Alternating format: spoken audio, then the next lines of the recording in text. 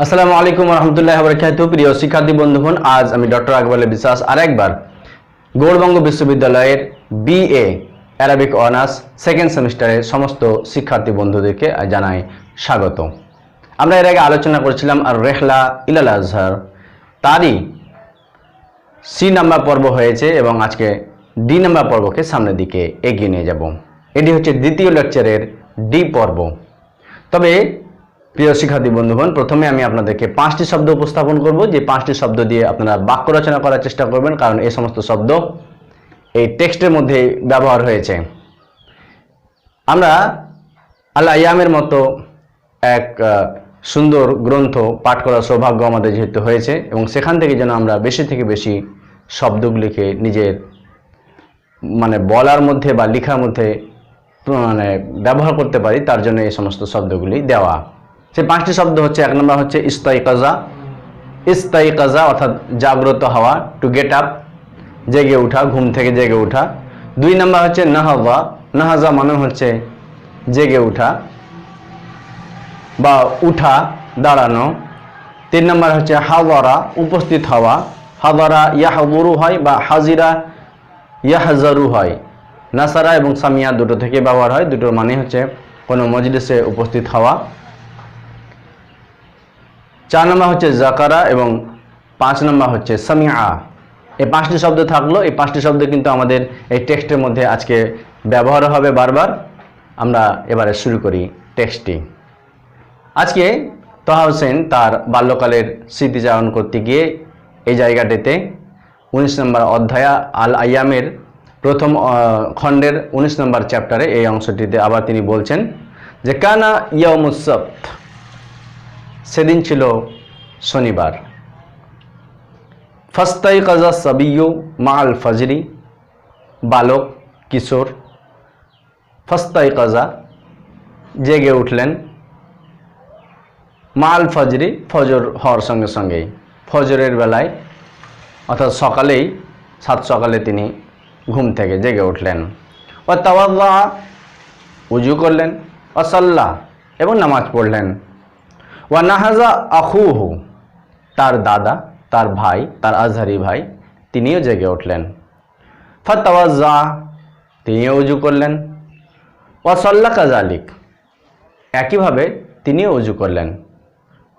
শব্দগুলো খুব ছোট ছোট শব্দ ব্যবহার করেছেন এবং অনুবাদটাকে সামনের দিকে আমরা এগিয়ে নিয়ে যাচ্ছি। সুম্মা ক্বালা লাহু, তারপরে তাকে বললেন। তাহলে শুরুতে হচ্ছে যে অর্থটা এরকম হচ্ছে যে সেদিন ছিল শনিবার, বালকটি সকালবেলায় জেগে উঠলেন বা ঘুম থেকে জেগে উঠলেন, উজু করলেন, নামাজ পড়লেন। তার দাদা, তার ভাইও জেগে উঠলেন, তিনিও উজু করলেন, তিনিও নামাজ পড়লেন। সুম্মা ক্বালা লাহু, তারপরে বালককে তার দাদা বললেন ستذهبু মাই আল আন ইলা মসজিদি কাজা, ستذهبু তুমি যাবে, আল আন নাও এখন, দিস টাইম, ইলা মসজিদিন কাজা অমুক একটা মসজিদে তুমি যাবে। ওয়াসাতাহদুরু দরসান, তুমি একটা দর্সে উপস্থিত হবে, লাইসা লাকা, কিন্তু এই দর্সটা তোমার জন্য নয়, ইন্নামা হুয়া লি, এই দর্সটা হবে আমার, আমার দর্সে তুমি উপস্থিত হবে, আমি পাঠ গ্রহণ করব, তুমি আমার সঙ্গে বসে থাকবে। হাত্তা ইদা ফারাগনা মিন হাদাদ দর্সি, যখন আমি ফারিগ হয়ে যাব, যখন আমরা ফারিগ হয়ে যাব, হাত্তা ইদা ফারাগনা, যখন আমরা ফারিগ হয়ে যাব, মিন হাদাদ দর্সি, এই পাঠ গ্রহণ করা থেকে, ذهبت বিকা, আমি তোমাকে সঙ্গে করে নিয়ে যাব। ذهبت বিকা, আমি যাব, বিকা তোমাকে সঙ্গে নিয়ে, ইলাল আজহার, আজহারে নিয়ে যাব।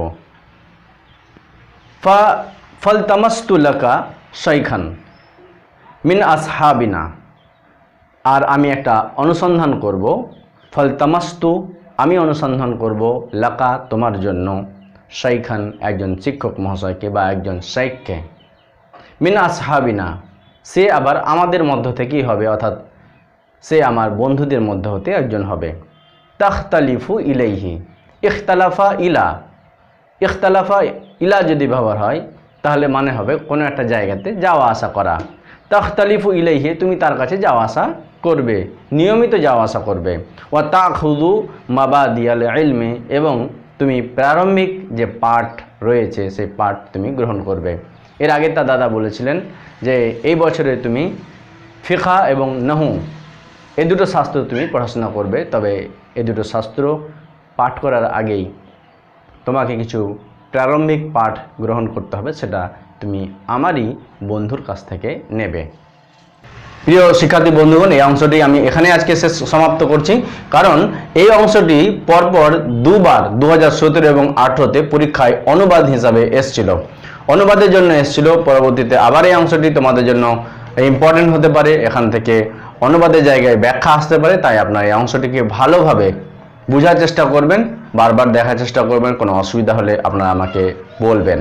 এর পরবর্তী অংশতে আবার আসবে যে যখন এই দর্সে আমাদের তহা হোসেন উপস্থিত হলেন, তার দাদার দর্সে যখন উপস্থিত হলেন, তখন সেখানে শিক্ষকের সম্পর্কে তার কি ধারণা ছিল।